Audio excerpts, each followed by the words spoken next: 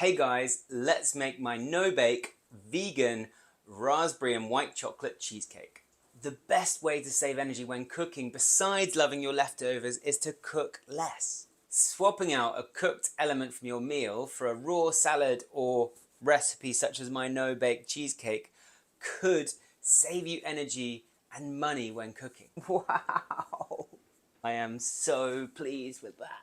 To make your base, blend together nuts, oats and a pinch of salt until they form a nice crumb. Then add some well-soaked dates and a little bit of water and blend until it forms into a really nice firm ball, like an energy ball basically, that you can then press out into your tin. To make the topping, blend your soaked cashews, coconut cream, butter, raspberries and maple syrup until they are super creamy and delicious and perfect. Then fold in your white chocolate chips and top. To finish, simply cover in fresh raspberries. Look at that beauty! The dog's even wagging her tail.